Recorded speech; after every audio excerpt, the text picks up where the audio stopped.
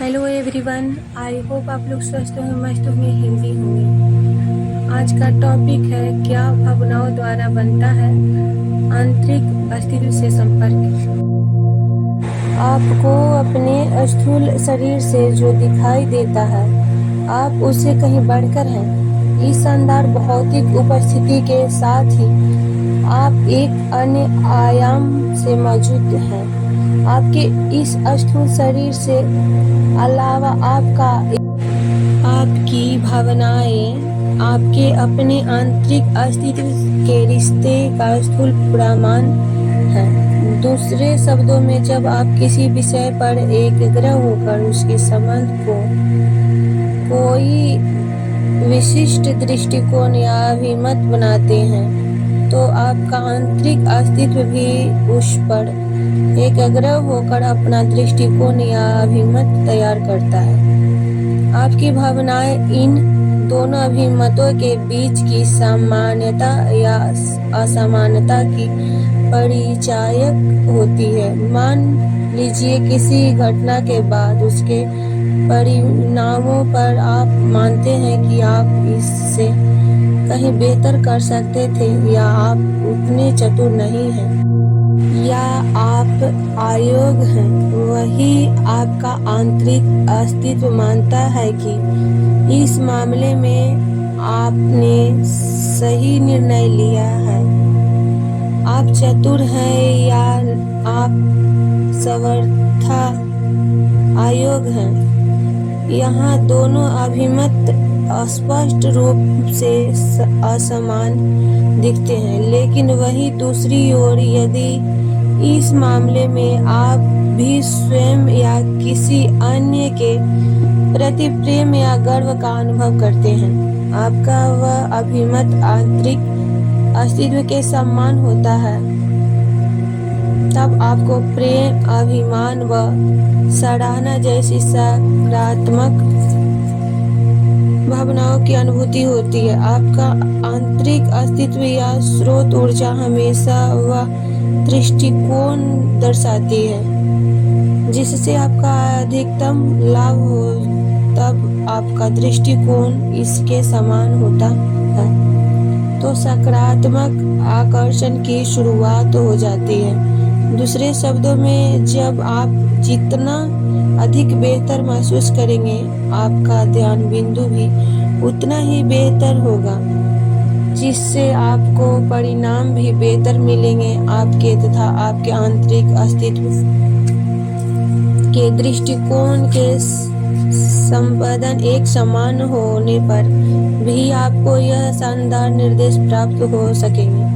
चूंकि आकर्षण का नियम आपसे प्राप्त होने वाले प्रत्येक संपादन पर प्रतिक्रिया देते हुए कार्य करता है, इसलिए अपनी भावनाओं की प्रकृति देखकर यह समझना बहुत सहायक साबित होगा कि आप में जारी निर्णय सक्रिय वास्तव में आपके लिए वांछित है या अवांछित। जब हमारे भौतिक मित्र इस शक्तिशाली आकर्षण के नियम को सीखकर समझ जाते हैं कि वे चीजों को अपने विचारों के गुणों द्वारा आकर्षित करते हैं, वे प्राय अपने विचारों के प्रति सतर्क रहने के लिए उन पर निगरानी रखने की चेष्टा करते हैं। लेकिन विचारों की निगरानी करना सरल कार्य नहीं है, क्योंकि आपका दिमाग एक बार में बहुत सी चीजों पर विचार करते हैं। वहीं आकर्षण एक नियम इनकी संख्या में निरंतर वृद्धि करता है। इसलिए हम कहते हैं कि अपने विचारों को नियंत्रित करने का प्रयत्न करें की जगह आप अपना ध्यान केवल अपनी भावनाओं पर ही केंद्रित रखें।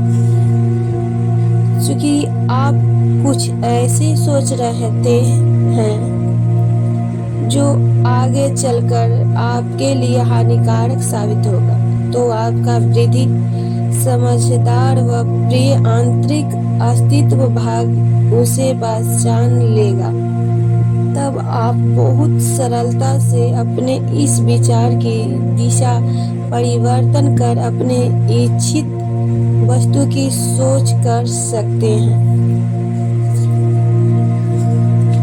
जो आपके लिए अधिक फायदेमंद साबित होगा।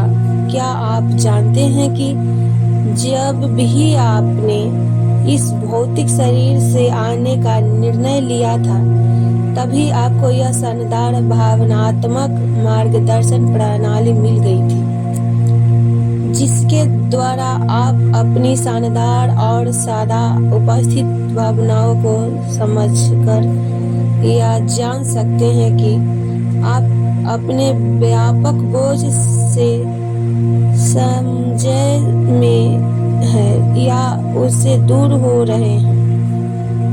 जब आप अपनी किसी वांछित इच्छा के बारे में सोचेंगे तो आपको सकारात्मक भावनाओं का साहस होगा। वहीं अपनी वांछित इच्छाओं पर विचार करने पर आपको सकारात्मक भावनाएं महसूस होगी। इस तरह आप अपनी अनुभूति पर ध्यान केंद्रित कर सदा जान सकते हैं कि आपका शक्तिशाली चुंबकीय अस्तित्व आपके द्वारा विचारित विषय को किस ओर ले जा सकता है।